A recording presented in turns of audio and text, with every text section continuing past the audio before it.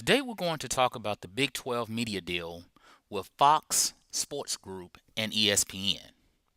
This is Kevin Velasco reporting for Full Sail University and discussing the return on investment presentation. A few things that we're going to talk about here with this deal. We're going to talk about the terms, platforms, coverage, exposure, and the finances. Let's look at the terms. The terms of this deal consist of a 13-year agreement. 13 years, okay? This 13-year agreement runs from the 2012-13 season through the 2024-25 athletic season. The deal is worth about $2.6 billion. Yes, that's right, $2.6 billion, which averages about $200 million per year. And it's worth $20 million per school. Industry sources report this to ESPN and Fox, says that people who look at this deal thinks this is one of the biggest deals ever to be reached in college sports. The deal also includes grant of rights. A grant of right agreement means that no matter how, what, when, where throughout this 13-year deal, if a school leaves the Big 12, those revenues, those rights, and everything with that university or that college stays with the Big 12 regardless. So when you think about this, this means that the revenue generated from each school, regardless of going to the SEC or the Pac-10 or what have you, stays with the Big 12. That is huge, very huge. Next, we're going to look at platforms. Now, the events that are carried on ESPN and Fox platforms include ABC, ESPN, ESPN2, ESPNU, ESPN3, Fox, Fox 1, FSN, Fox College Sports, and Fox Sports digital platforms. And that means that every digital platform you can think of, from mobile to tablets to live streaming, everything is included in this deal as far as platforms are concerned. Again, huge for the Big 12. Now, let's look at coverage.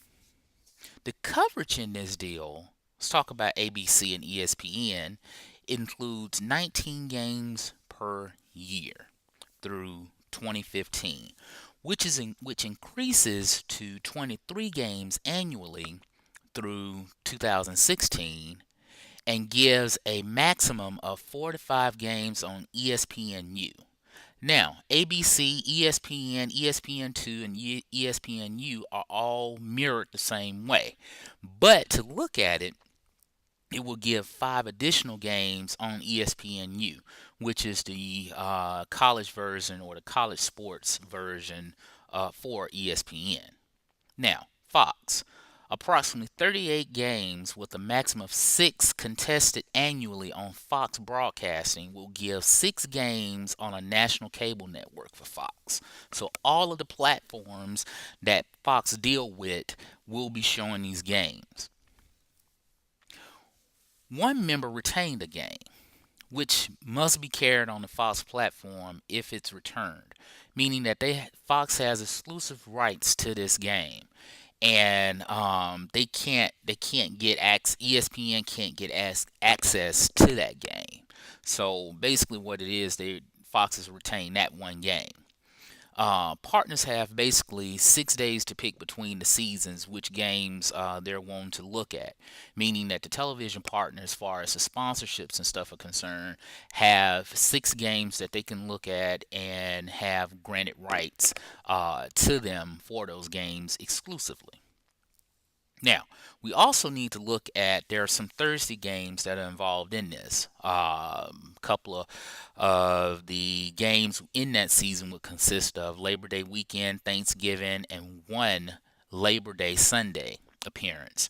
So over that weekend, during those holidays, all the partners would include that currently work with ESPN and Fox Sports would have those holidays included.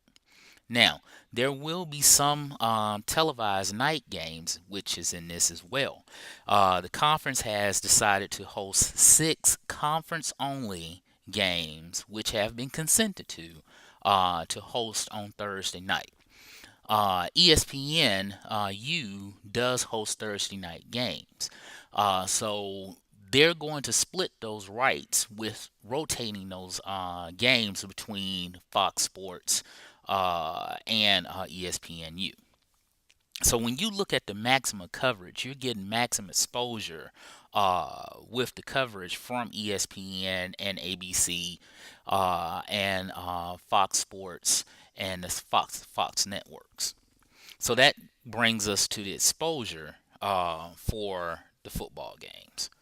Fox Sports Media Group will control the platforms to carry a minimum of 40 non-football events, meaning that gives them access to swimming, that gives them access to uh, basketball, all of the other college sports that can be actually televised that ESPN has not picked up.